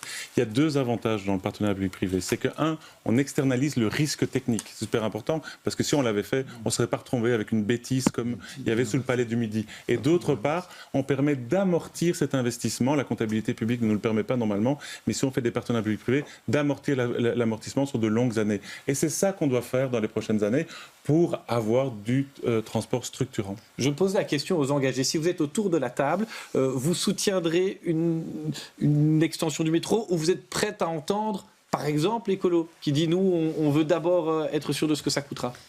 Oui, je pense qu'il faudra quand même aussi savoir exactement combien ça coûtera, mais nous, a priori, on est pour. Et on veut aussi que de l'IRIS et l'Union européenne puissent aider dans le financement de ce métro 3. Comme j'ai dit, Bruxelles est quand même aussi la capitale de l'Union européenne, donc c'est normal aussi qu'ils puissent aider dans le financement de ce métro 3. Mais vous pensez qu'on arrivera alors à convaincre, je ne sais pas moi, la Commission européenne ou le Conseil européen des ministres de débloquer de l'argent qui viendrait de Pologne ou d'Allemagne ou de Grèce pour financer notre métro à Bruxelles? Ils l'ont fait à Barcelone, ils l'ont fait, mais bien sûr. Le partenariat public-privé, de l'argent de la Banque européenne d'investissement, de l'argent de la Commission ou du Conseil, tout ça c'est fait. À Barcelone, ils l'ont fait, ils l'ont financé comme ça. Ils ne l'ont juste pas demandé en fait. La Banque européenne d'investissement, elle nous prête de l'argent et on paye des intérêts. Et donc par rapport à ce qui a été dit sur le PPP, l'étude de M. Gatz qu'il vient de sortir, elle dit, pour que le PPP fonctionne, le risque on dit bien technique, partenariat public-privé. Le risque technique, c'est-à-dire finalement ça coûte plus cher que prévu parce qu'il y a une nappe d'eau qu'on n'avait pas prévue, la technique n'est pas possible, comme on a pour le moment à la gare du Nord ou au Palais du Midi, donc comme on aura sans doute après, et bien ce risque-là, il doit être pris en charge par le public. C'est la région qui doit le prendre en charge. Sinon, le PPP... Non, c'est ce que dit l'étude de M. Gatz. Ok. Alors, je voudrais que, comme on parle du budget de la STIB, du coût du métro, on aborde la question des tarifs de la STIB. Il y a 5 ans, on parlait beaucoup de gratuité. Au PTB, ça reste dans votre programme, M. Riedweger. Vous voulez quelle gratuité, pour qui, et vous la financez comment ? Bien sûr que les transports en commun doivent être gratuits, c'est parfaitement possible, c'est finançable, ça coûterait 250 millions d'euros. Par an ? Oui, via une cotisation payée par les employeurs de plus de 20 travailleurs, 500 euros par an. Et donc vraiment, c'est quelque chose qui existe. Au Luxembourg, dans des grandes villes françaises, il y a la gratuité, ça n'apporte que du positif. On a vu que l'extension de certaines gratuités d'abonnements augmentait le nombre d'abonnements offerts, mais pas vraiment le nombre d'utilisateurs. Alors, est-ce que vous pensez que ça va ramener plus de monde, ou bien c'est plus pour faciliter la vie de ceux qui déjà utilisent le transport en commun et qui doivent avoir peut-être du mal? Dans une ville comme Dunkerque, la fréquentation a vraiment augmenté. Les chiffres le prouvent. Au Luxembourg aussi, ils ont dépassé au niveau des chemins de fer les chiffres de la période pré-Covid. Donc vraiment, ça marche en termes d'efficacité, d'attractivité. C'est un droit aussi de se déplacer. Les agents qui effectuent les contrôles de tickets pourraient être réaffectés à des missions de prévention sur le réseau pour améliorer la sécurité. Il n'y a que des avantages à ça, M. Guerre. Je me tourne vers le Parti Socialiste, qui est en retard de temps de parole. Qu'est-ce que vous dites, vous, de cette gratuité? Vous êtes comme le PTB, tout le monde gratuit, ou bien il y en a quand même qui ont les moyens aussi de payer leur abonnement? Non, donc nous plaidons pour une gratuité totale des transports en commun en région bruxelloise. Et comment vous compensez les 200 millions d'euros estimés par la STIB annuels? Mais donc c'est intéressant ce que vous dites. Dit plus que le PTB disait 250. Moi, dans les chiffres que j'ai eus et que j'ai obtenus notamment auprès de la STIB, on me disait 200 millions d'euros. Non, mais par donc an. il faut revenir sur le contexte général. Aujourd'hui, les recettes de la STIB liées aux ventes de tickets, c'est 200 millions d'euros. Ces moyens-là ne couvrent pas 20% de l'investissement de la STIB. Donc on doit avoir une politique publique d'investissement de toute façon dans le transport public. Et la question qui est de supposer que demander la gratuité reviendrait à sous-financer le transport public est une hérésie, c'est un choix politique. Si, en assumant ce raisonnement, on dirait alors que dans la situation actuelle, il faudrait augmenter de x4 le prix de la STIB pour que la STIB puisse assumer elle-même ses investissements. Donc nous ne plaidons pas pour ça, nous plaidons pour la gratuité totale et progressive. Je l'ai dit en introduction, on a des publics cibles prioritaires qui sont les familles monoparentales en situation de précarité. Nous plaidons aussi, et c'est important, sur la possibilité de mensualiser le paiement des abonnements de la STIB. Aujourd'hui, ça pèse très très lourd à la rentrée scolaire sur les familles. Et payer mensuellement un abonnement est plus cher que de le payer annuellement. Donc nous avons fait une proposition là-dessus pour arriver progressivement à la gratuité totale. Vous citez une étude qui dit qu'on a plus d'abonnements et pas plus de voyageurs. Un peu plus de voyageurs. Une des hypothèses, c'est précisément de dire que l'accessibilité est un enjeu et que donc depuis que ces abonnements sont à 1 euro, il donne accès au transport en commun de manière ouverte. Marc Lowenstein, sur la gratuité, on a les moyens de la financer ou pas? C'est simple en fait comme question. D'abord, on le dit, la STIB, 25% des recettes de la STIB couvrent ses dépenses, alors que c'était 45% par le passé. Donc ça, c'est un chiffre quand même qui est important. On est pour le maintien de certains tarifs préférentiels pour des publics qui sont fragilisés, c'est évident. Mais la gratuité des transports publics, on n'est pas d'accord. On n'est pas d'accord parce que c'est un coût. Et si ce ne sont pas les usagers qui payent, c'est tous les Bruxellois qui payeront. Ça, c'est un point. Deuxièmement, on parle de 200 millions, mais ce n'est pas que 200 millions parce que au-delà de ça, on va devoir réinvestir s'il y a une demande supplémentaire qui suit. On va devoir acheter des rames en plus, des trams en plus. On va payer des chauffeurs, des personnels d'entretien en plus. Donc ça va coûter plus que ça. Nous, on veut réinvestir dans la qualité, dans le confort, dans la fluidité et dans la sécurité des transports publics. C'est essentiel. Dans l'offre Noctis, dans l'offre aussi Taxibus, sont des éléments qui sont importants et c'est là qu'on veut investir, c'est là qu'on veut mettre les moyens. Et je voulais justement y venir. Il nous reste 12 minutes. David Weitzman, est-ce que vous avez des propositions pour améliorer la sécurité dans les transports publics? On dit la nuit, mais pas que. On aura d'ailleurs un débat spécifiquement lié à Bruxelles la nuit, mais on peut aussi se trouver importuné, embêté avant la tombée de la nuit sur le réseau, ou pas d'ailleurs, ou bien c'est un mythe qui circule. Je vous réponds, je veux quand même dire que ça n'a pas de sens de dire qu'on doit travailler sur un plan de financement du métro et en même temps diminuer les recettes de la STIB, comme ils l'ont fait d'ailleurs. Sur la sécurité parce que j'entends au sein ce qui a du été réseau fait. STIB. Et sur la sécurité, nous avons déposé 2 propositions. La première, pour travailler sur le harcèlement sexiste dès 2018, en particulier dans les transports en commun. On sait que 90% des femmes ont déjà subi ces formes de harcèlement, et notamment dans le transport en commun. Et on a redéposé malheureusement un texte il y a un an, puisque la ministre de la Mobilité a désinvesti dans les agents de sécurité en soirée. Elle a diminué le niveau de sécurité. Et donc, ce que nous avons demandé, c'est d'avoir des patrouilles qui sont dans les stations, dans les gares les plus dangereuses, les plus criminogènes, d'avoir des référents, d'avoir des personnes qui étaient dédiées plutôt à de l'information, qu'on puisse petit à petit les orienter vers des patrouilles de prévention, et d'avoir aussi, comme en France, une patrouille spécialisée dans la lutte contre les incivilités, contre le harcèlement sexiste. Voilà 4 mesures qui ont été exposées, qui n'ont malheureusement pas été suivies par la ministre de la Mobilité. PTB engagé et Parti Socialiste en retard de temps de parole. Toujours au PTB, on estime qu'il y a un problème de sécurité dans le métro, qu'il y a des choses qui sont faisables, métro ou autre réseau en surface, ou pas, parce qu'on peut aussi dire à un moment donné que finalement on trouve notre réseau relativement sûr. Non, il y a un réel problème et effectivement, ce gouvernement a désinvesti dans les équipes de contrôle de nuit avec des conséquences dramatiques, avec des morts près des volets des stations de métro. Donc, il faut vraiment renforcer la sécurité dans les transports en commun, pas seulement dans le métro, aussi en surface.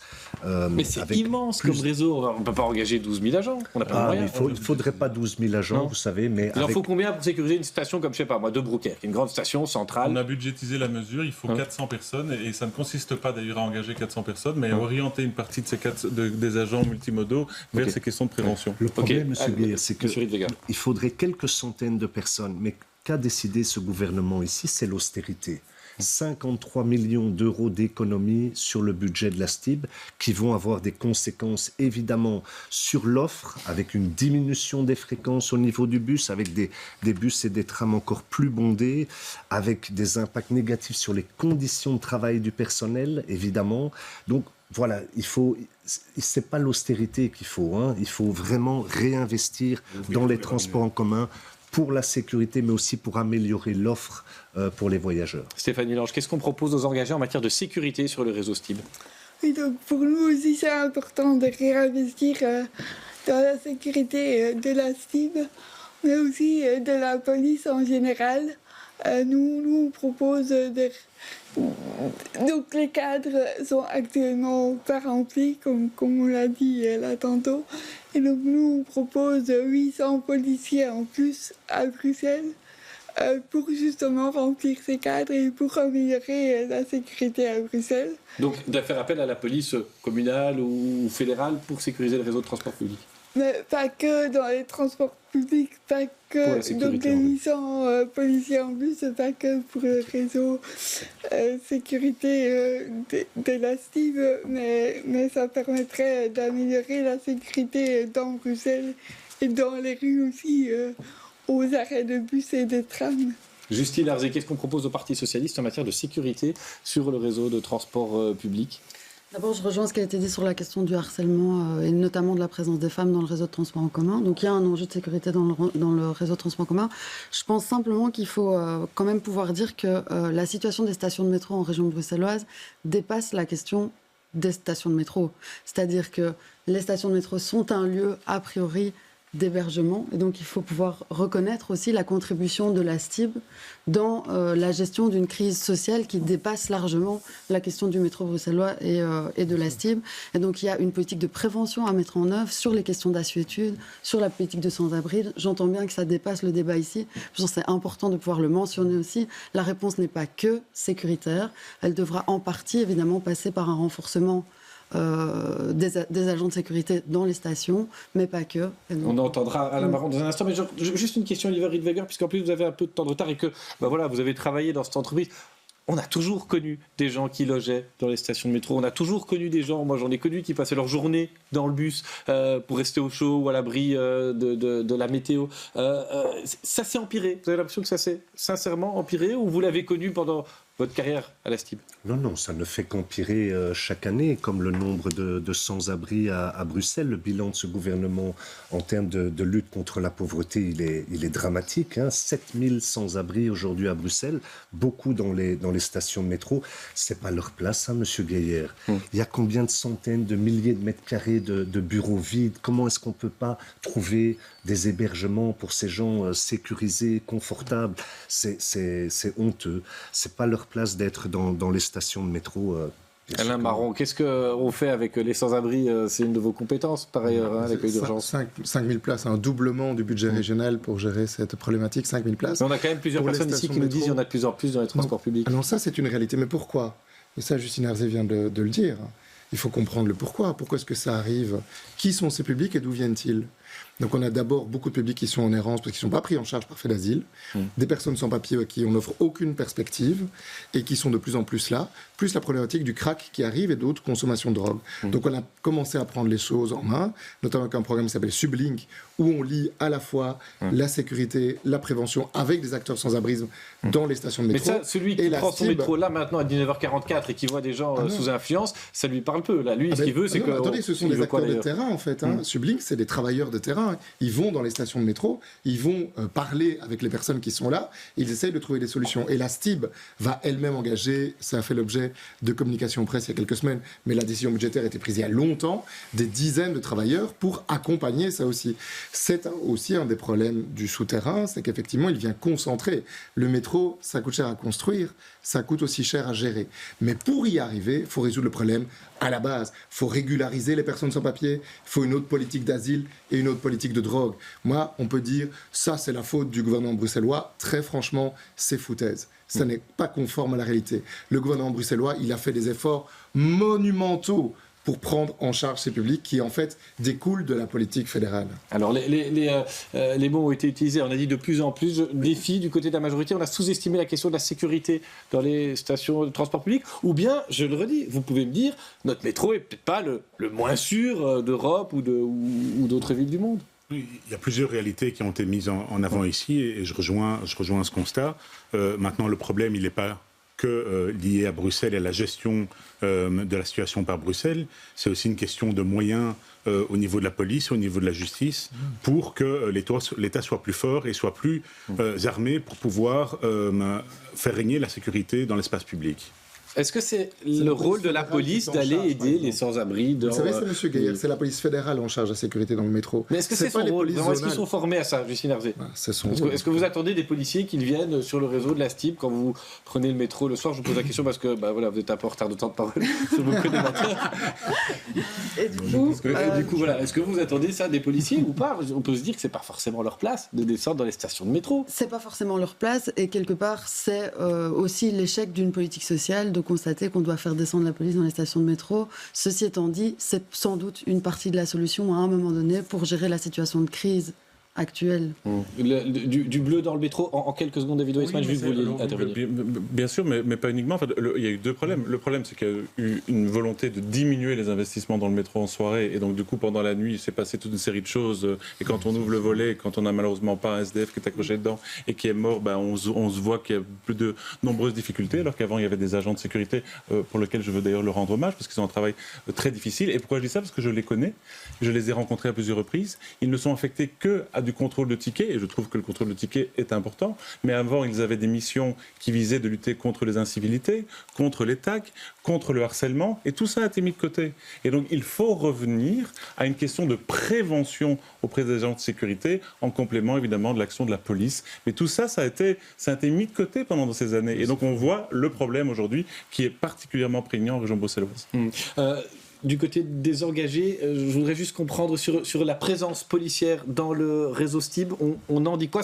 C'est principiel, hein. On se souvient que quand ça avait été évoqué il y a quelques années, certains ont dit non. Maintenant, on appelle même l'armée parfois dans les quartiers pour lutter contre les trafics. Vous dites quoi, vous, à la présence du bleu sur le réseau métro? Mais oui, pourquoi pas, mais je pense aussi qu'il faut...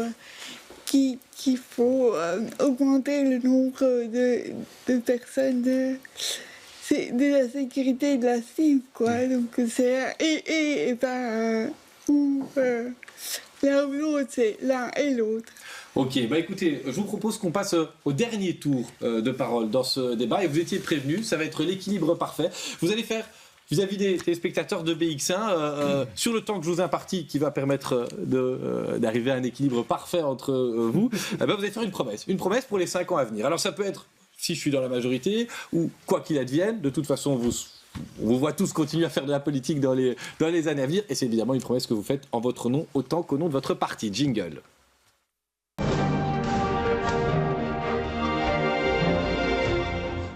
Je propose qu'on parte dans le sens inverse du tirage au sort pour le premier tour de parole. Stéphanie Lange, pour les engagés, une promesse, vous avez quelques instants pour ça. Alors, j'ai pas pris une promesse sur 5 ans, mais j'ai pris une promesse d'ici 2035. Je pense qu'il est important de rendre tous les bus, trams, métro accessibles aux personnes à mobilité réduite. Donc, c'est pas seulement des personnes en situation de handicap, mais c'est aussi des personnes plus âgées ou des parents qui ont des poussettes. Et donc, je pense que ça, c'est important.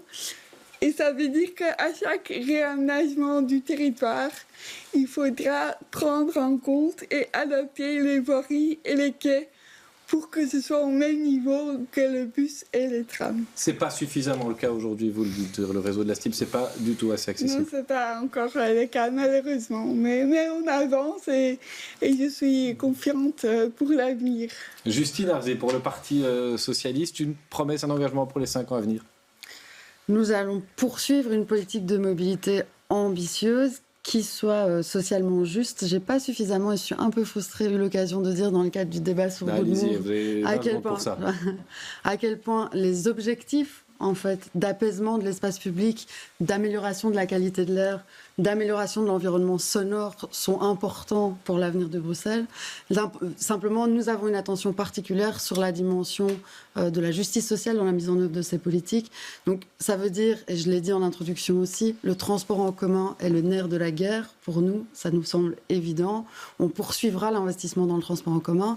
On a parlé métro, on aurait pu parler tram, on aurait pu parler bus. On continuera aussi les investissements dans l'ensemble de tout ça. Mais vous êtes un peu en retard de temps de parole, alors dites-le nous, quelle ligne de tram doit être concrétisée dans le cours de la législature prochaine, ligne de tram ou ligne de bus?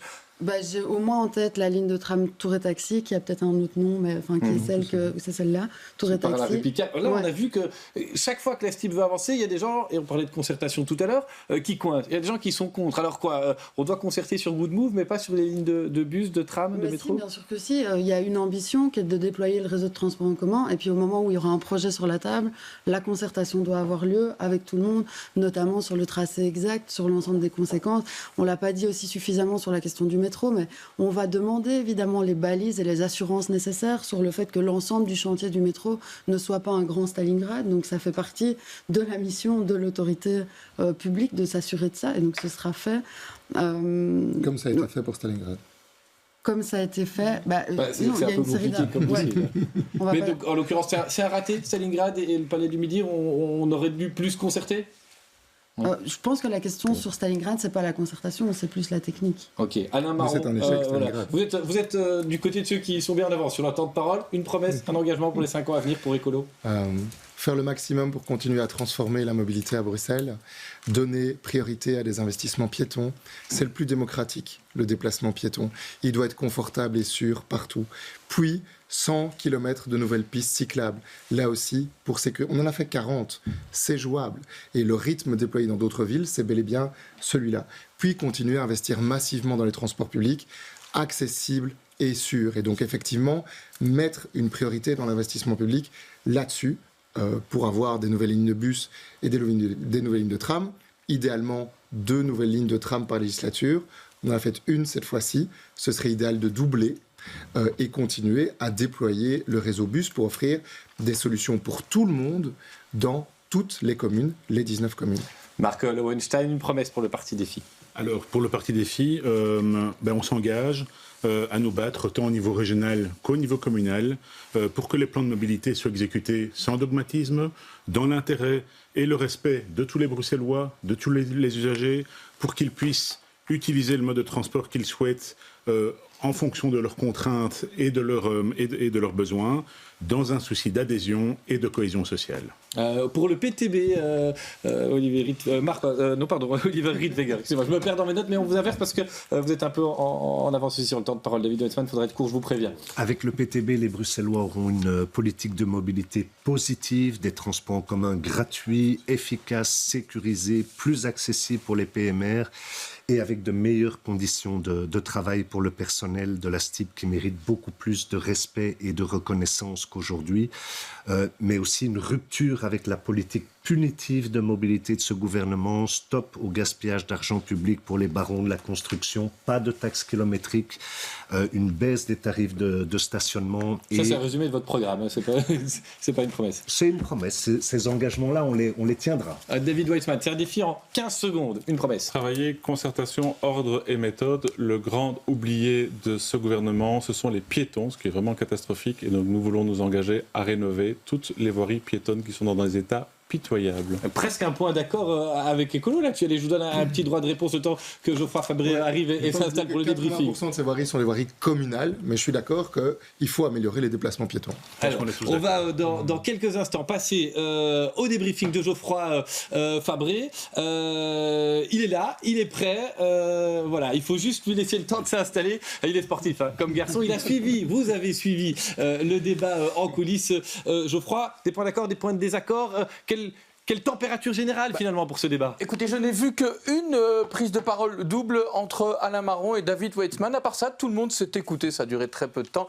Je vous le rassure, Alain Marron qui a planté d'entrée de jeu le décor avec, je cite, le mot tabou. Il a entamé le débat avec cela. Ce mot tabou, c'était good move. Réaction du PS direct. Le PS qui le répète, Justine Arzé. Le good move est mort. Le PTB parle carrément de raquette des Bruxellois. Raquette au niveau du stationnement. C'est un plan contre les Bruxellois. Pour le MR, c'est un plan chaotique, catastrophique. C'est l'échec de cette majorité. Engagés des filles y ont quand même vu du positif. Malgré tout, la mise en œuvre n'était pas bonne, mais avec plus de concertation, on pourrait y arriver. Écolo assume, on veut moins de place pour la voiture. Vous êtes tous contre cette place de la voiture qu'il faut diminuer à Bruxelles. Petite pique pour le MR. Vous menez une politique des années 80. Vous êtes complotiste, monsieur Weitzman, qui dit non, nous menons une politique multimodale. Autre gros point de la mobilité, c'est évidemment le métro. Alors là, si Écolo voulait bien poursuivre Good Move, pour le métro, c'est stop. Une ligne de métro comme on veut la faire, ça coûte le prix de 50 lignes de tram et c'est ça la solution. Le PTB, de son côté, dit on continue peut-être, mais certainement pas comme ça. Il faut un investissement public. Pour le PS, on parle trop d'argent. En fait, l'important, c'est la mobilité. Ce métro, on le veut. L'argent, on en parlera après. Il faut toutefois des investissements publics. Pour le MR, oui, le partenariat public-privé, c'est la solution. Défi plus ou moins d'accord, mais là où en tout cas Défi, le PS et les engagés sont d'accord, c'est qu'il faut toquer à la porte de l'Union européenne et du gouvernement fédéral. C'est là qu'on doit aller chercher les sous pour construire ce métro. Alors, question trottinette. Là, c'était un avis assez général. Tout le monde est d'accord qu'il faut réguler ce système de trottinette. Le PTB, un avis un peu dissonant, qui parle plutôt de service public. Il faut un service public. Alors, est-ce qu'il faut obliger le casque pour les trottinettistes ? Le PS et le PTB n'ont pas spécialement d'avis, ils nous l'ont dit, on accepte ça. Les engagés défi MR, oui. Pour écolo, non, ce n'est pas nécessaire. Le débat sur Vilo n'a pas eu beaucoup de succès, en tout cas. Est-ce que Vilo doit aller à la STIB ? Michel Guerre n'a pas eu beaucoup de succès à cette question. Alors, 2 mauvaises nouvelles d'abord. Une mauvaise nouvelle, il faut éloigner les enfants du poste. Alain Marron nous l'a dit, l'argent magique n'existe pas, hélas. Vous ne pouvez pas vous faire d'illusions à ce niveau-là. Et si vous aimez les travaux à Bruxelles, bonne nouvelle, les 6 partis autour de la table sont d'accord. Il faut continuer à investir dans les grosses infrastructures. Et puis, la question drôle de ce débat, c'est Michel Guerrier qui a demandé à David Wetzmann s'il fallait du bleu dans le métro. Étonnamment, il a dit oui. Merci Geoffroy Fabré de la rédaction de Vivacité, RTBF Radio. Merci à tous les 6 d'être venus. Madame Lange, ça a été ce débat, on vous a sucré quelques fois. Allez, je vous donne encore, d'abord parce que vous êtes en retard et pour vous remercier de votre présence, quelques secondes supplémentaires. Donnez-nous une bonne raison de voter pour vous, tiens, plutôt pour les 5 autres candidats. Parce que nous, on est au centre et donc on peut avancer tous ensemble et ne laisser personne de côté. Merci à tous les 6 d'avoir participé à cette émission. Demain, on aura un débat qui sera, lui, transversal. On parlera mobilité, mais aussi aménagement du territoire, logement, puisqu'on se demandera à quoi doit ressembler notre ville, notre région bruxelloise, non pas à la fin de la prochaine législature, mais en 2050. Et de nouveau, on aura beaucoup d'invités et beaucoup de questions. Belle fin de soirée avec nous.